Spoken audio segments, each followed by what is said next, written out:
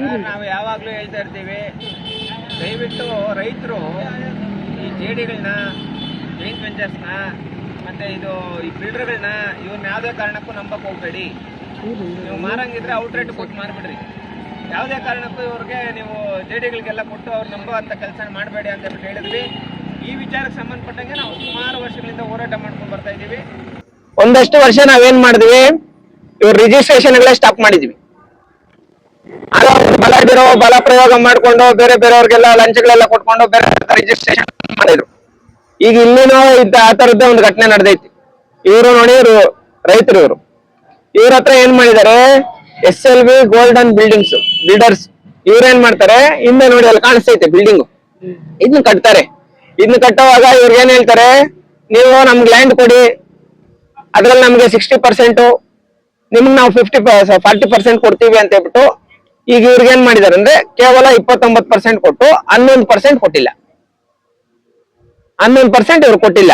ಇವ್ರೇನಾದ್ರು ಮಾತಾಡಕ್ ಏನಾದ್ರು ಹೋದ್ರೆ ಅವ್ರ ಕೈಯಲ್ಲಿ ಪೊಲೀಸರು, ದುಡ್ಡು, ಕಾಸು ಬೇಕಾದಷ್ಟು ಐತಿ. ಇವ್ರ ಹಸ್ಬೆಂಡ್ ಇವ್ರೇನಾದ್ರು ಲೀಗಲ್ ಆಗಿ ನಾವು ಫೈಟ್ ಮಾಡ್ಬೇಕು, ಮೇಲಲ್ಲಿ ಇವ್ರಿಗೊಂದು ಮೇಲ್ ಹಾಕ್ತಾರೆ, ನೀವು ಬಂದ್ ನಮ್ಮ ಆಫೀಸಲ್ಲಿ ಮಾತಾಡ್ರಿ ಅಂತ. ಇವ್ರೋಗ ಆಫೀಸಲ್ಲಿ ಹೋಗಿ ಮಾತಾಡಕ್ ಹೋದ್ರೆ ಇವ್ರ ಮೇಲೆ ಕೇಸ್ ಮಾಡೋ ಕೆಲಸ ಮಾಡ್ತಾರೆ. ಹಂಗಾಗಿ ನಾವೇನ್ ಮಾಡ್ತೀವಿ ಅಂದ್ರೆ, ಇವನ್ ಯಾರು ಇವ್ರಿಗೆ ಪಕ್ಕ ಫಸ್ಟ್ SLV ಗೋಲ್ಡನ್ ಬಿಲ್ಡರ್ಸ್ ಯಾರಿದ್ದಾರೆ ಇವ್ರ ನಂಬಕ್ ಹೋಗ್ಬೇಡಿ. ನೀವ್ ಯಾರ್ಯಾರು ಇಲ್ಲಿ ಬಿಲ್ಡಿಂಗ್ ಕೊಟ್ಟಿದ್ದೀರಾ, ನೀವ್ ಯಾರ್ಯಾರು ಜಮೀನ್ ಕೊಟ್ಟಿದ್ದೀರಾ, ನೀವ್ ಯಾರ್ಯಾರು ಇವ್ರ ಹತ್ರ ಅಗ್ರಿಮೆಂಟ್ ಹಾಕೊಂಡಿದ್ದೀರೋ ಪ್ರತಿಯೊಬ್ಬರಿಗೂ ಮೋಸ ಆತೈತಿ. ಅವ್ರ ನಂಬಕ್ ಹೋಗ್ಬೇಡಿ. ಫಸ್ಟ್ ಏನೋ SLV ಗೋಲ್ಡನ್ ಟವರ್ಸ್ ಅವ್ರು ನಂಬೇಡ್ರಿ. ಒಂದು.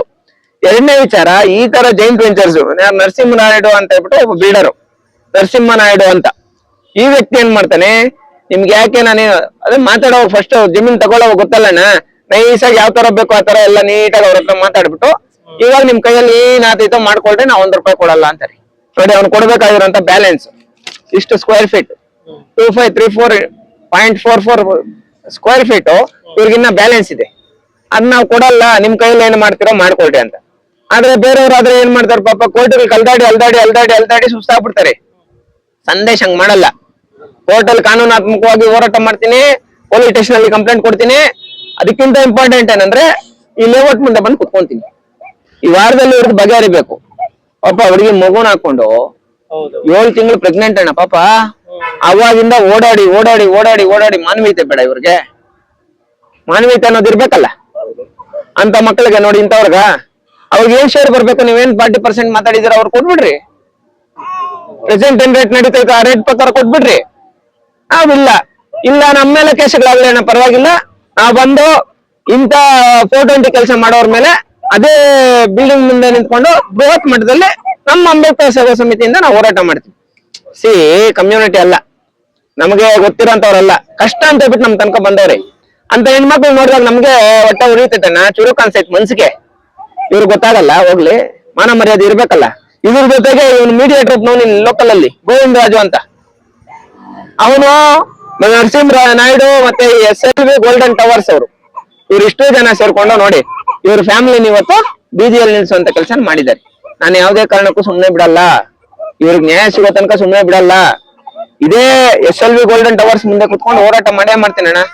ಹೇಳಿರೋದು ರಾಜ್ಯಾದ್ಯಂತ ನಾವ್ ಎಲ್ಲೆಲ್ಲಿ ಹೋರಾಟ ಮಾಡಿದೀವೋ ಎಲ್ಲ ಕಡೆ ನಾವು ಹೇಳ್ಬಿಟ್ಟು ಮಾಡಿದೀವಿ. ಈಗ ನಾವು ನಮ್ದೇನಂದ್ರೆ ಇಮಿಡಿಯೇಟ್ ಆಗಿ ಇವ್ರಿಗೆ ನ್ಯಾಯ ಸಿಗ್ಬೇಕು ಸರ್, ಇಲ್ಲ ನಿಮಗೆ ಮುಂದೆ ಹೇಳ್ತಾ ಇದೀವಿ, ಅದೇ ಗೇಟ್ ಮುಂದೆ ಕುತ್ಕೊಂಡು ಹೋರಾಟ ಮಾಡೇ ಮಾಡ್ತೀವಿ. ಸೊ ಇವತ್ತು ಇಲ್ಲಿ ಏನ್ ನಿಂತಿದ್ದೀವಿ SLV ಗೋಲ್ಡನ್ ಟವರ್ಸ್ ಅಂತ ಒಂದು ಬಿಲ್ಡಿಂಗ್ ಮುಂದೆ. ಸೊ ನಮ್ಮ ಫ್ಯಾಮಿಲಿಯವ್ರು ಬಂದು ಇಲ್ಲಿ ಜೆಡಿ ಕೊಟ್ಟಿದ್ವಿ. ಸೊ ಎಲ್ಲರಿಗೂ ಗೊತ್ತಿದೆ, ಜೆಡಿ ಅಂದಾಗ ಒಂದು ಪರ್ಸೆಂಟೇಜ್ಗೋಸ್ಕರ ಕೊಟ್ಟಿದ್ವಿ, 60-40% ಕೊಟ್ಟಿದ್ವಿ. ಸೊ ಆಲ್ಮೋಸ್ಟ್ 6 ಇಯರ್ಸ್ ಆಯಿತು ನಾವು ಕೊಟ್ಟು.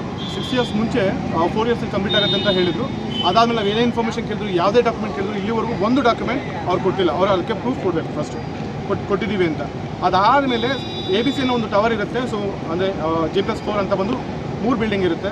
ಸಡನ್ನಾಗಿ ಚೇಂಜ್ ಆಗುತ್ತೆ, ಪ್ಲಾನ್ಸ್ ಎಲ್ಲ ಚೇಂಜ್ ಆಗುತ್ತೆ. ಕೇಳಕ್ಕೆ ಬಂದಾಗ ನಾವು ಯಾವ ಡಾಕ್ಯುಮೆಂಟೇಷನ್ ಕೊಡೋಕ್ಕಲ್ಲ, ಬಿಕಾಸ್ ಹತ್ರ ಆಡಿಯೋ ಕೂಡ ಇದೆ. ಯಾವುದೇ ಡಾಕ್ಯುಮೆಂಟೇಷನ್ ನಾವು ಯಾರಿಗೂ ಕೊಡೋಕ್ಕಾಗಲ್ಲ, ಬಿಕಾಸ್ ಅದು ಮಿಸ್ಲೀಡ್ ಆಗುತ್ತೆ ಹಾಗೆ ಅಂತಾರೆ. ಸರಿ ಆಯಿತು, ನಾವು ಕೊಟ್ಟಿದ್ದೀವಲ್ಲ, ನಮ್ಮದು ಪ್ರಾಪರಾಗಿ ನಮ್ಮದು ಸೇವ್ ಆಗಬೇಕು ಪ್ರಾಪರಾಗಿ, ಯಾವಾಗ ಕೊಡ್ತೀರಂತ ಹಾಗೆ ಅಂತ ಕೇಳ್ತೀವಿ. ಅದಾದಮೇಲೆ ಸರಿ ಆಯಿತು ಆಮೇಲೆ ಕೊಡ್ತೀವಿ ಅಂತ ಹೇಳ್ತಾರೆ. ಬಟ್ ಯಾವುದೇ ಒಂದು ಸಪ್ಲಿಮೆಂಟ್ರಿ ಎಕ್ಸಿಕ್ಯೂಟ್ ಆದಮೇಲೆ ಬಿಲ್ಡಿಂಗ್ ಕನ್ಸ್ಟ್ರಕ್ಷನ್ ಸ್ಟಾರ್ಟ್ ಮಾಡ್ತಾರೆ. ಬಟ್ ಇವರು 3 ಸಪ್ಲಿಮೆಂಟ್ ಅದನ್ನ ಅಲಾಟ್ಮೆಂಟ್ ಲೆಟರ್ ಚೇಂಜ್ ಮಾಡಿದ್ದಾರೆ 3 ಸಲ. UDS ಅಂತ ಬಂದಾಗಷ್ಟೇ 416 ಇರುತ್ತೆ, 414 ಆಗುತ್ತೆ, 411 ಆಗುತ್ತೆ. ಅದಕ್ಕೂ ಕ್ಲಾರಿಟಿ ಇಲ್ಲ. ಯಾವುದೇ ಡಾಕ್ಯುಮೆಂಟೇಷನ್ ಕೆಳಗೆ ಬಂದರೆ ನಿಮಗೆ ಅಧಿಕಾರ ಇಲ್ಲ ಅನ್ನೋದು, ಇಲ್ಲ ನನ್ನ ವೈಫ್ ಅಧಿಕಾರ ಇಲ್ಲ ಅನ್ನೋದು, ಅವ್ರ ತಾಯಿ ಬರಲಿ ಅನ್ನೋದು ಮತ್ತೊಬ್ರು. ಬಟ್ ಅವ್ರಿಗೆ ಯಾರಿಗೂ ಓದಕ್ಕೆ ಬರಲ್ಲ, ಬರೆಯೋಕ್ಕೂ ಬರಲ್ಲ, ಇವನ್ ಕನ್ನಡ ಗೊತ್ತಿಲ್ಲ, ಅವ್ರು ಓದೋಕ್ಕೂ ಬರೆಯೋಕ್ಕೂ ಬರಲ್ಲ. ಸೊ ಹಾಗಿದ್ದಾಗ ಅವ್ರು ಕನ್ಸೆಂಟ್ ಹೆಂಗೆ ತೊಗೊತಾರೆ ಅದು ಕ್ಲಾರಿಟಿನೇ ಇಲ್ಲ. ಅದನ್ನು ಕೇಳಕ್ಕೆ ಬಂದಾಗ ರೌಡಿಸಮ್ ಮಾಡ್ತಾರೆ. ಆಮೇಲೆ ಹೆಣ್ಮಗುನ ಬಿಡೋದು ಮಾತಾಡೋಕ್ಕೆ ಮ್ಯಾನೇಜ್ಮೆಂಟ್ ಅವರು ಕ್ಲಾರಿಟಿ ಕೂಡ ಒಂದು ಹೆಣ್ಮಗು ಇಕ್ಕಿದ್ರೆ ಅಂದಮೇಲೆ ಅಪ್ಪ ನಮ್ಗೆ ಲಾಸ್ ಆಗ್ತಿರ್ಬೇಕಾದ್ರೆ ನಮ್ಮದು ಒಂದು ಸಂಕಟ ಇರುತ್ತೆ, ಕೇಳೇ ಕೇಳ್ತೀವಿ, ವಾಯ್ಸ್ ರೇಸ್ ಆಗೇ ಆಗುತ್ತೆ.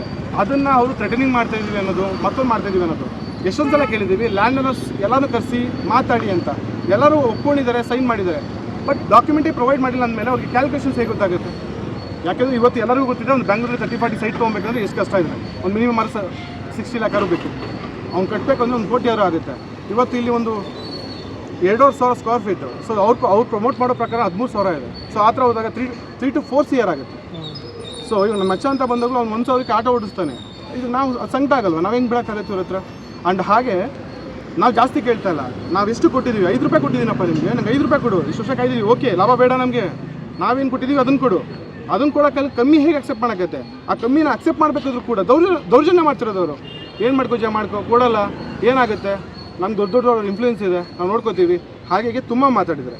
ಇದು ಸಾಲ್ವ್ ಆಗಲಿಲ್ಲ, ನಾನು ಆಡಿಯೋಗಳು ರಿಲೀಸ್ ಮಾಡ್ತೀನಿ ಫರ್ದರ್. ಅವ್ರು ಮಾತಾಡಿದ್ದಾರೆ, ದೊಡ್ಡವ್ರ ಹೆಸರುಗಳನ್ನ ತೊಗೊಂಡಿದ್ದಾರೆ, ಮತ್ತೊಂದು ಏನೇನು ಮಾಡಿದ್ದಾರೆ ಎಲ್ಲದಕ್ಕೂ ಪ್ರೂಫ್ ಇದೆ. ಆ್ಯಂಡ್ ಇನ್ನೊಂದು ಅವ್ರಿಗೆ Feb ಮಂತಲ್ಲಿ ನನ್ನ ವೈಫ್ 7 months ಇದ್ದಾಗ ನನಗೆ ಬರೋಕ್ಕೆ ಸ್ಟಾರ್ಟ್ ಆಗಿದ್ದು, ನಮ್ಗೆ ಇಶ್ಯೂಗಳು ಗೊತ್ತಾಗಿದ್ದು.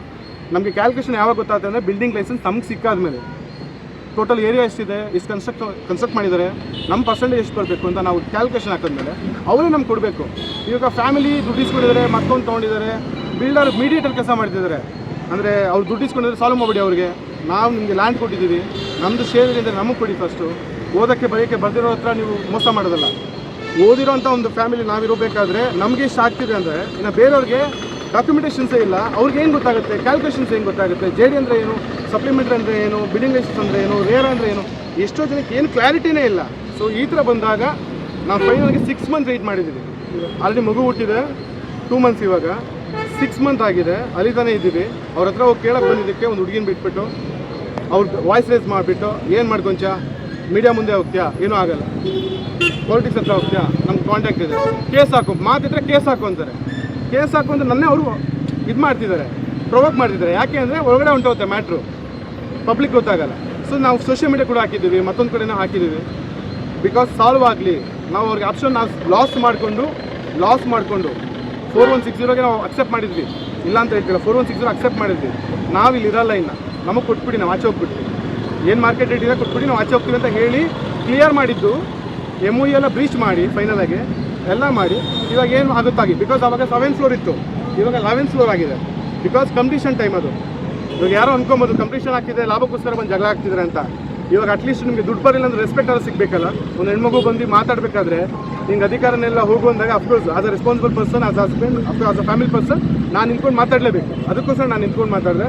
ಸೊ ಅದಕ್ಕೋಸ್ಕರ ಬಿಕಾಸ್ ಸಂದೇಶವನ್ನು ಕೂಡ ನಾನು ಮೀಟ್ ಆಗಿ ಈ ಥರ ಒಂದು ಬರಬೇಕು ಅಂದಾಗ ಅವರು ಕೂಡ ಬಂದು ಇವತ್ತು ನ್ಯಾಯ ಕೊಡಿಸ್ತಾ ಇದ್ದಾರೆ.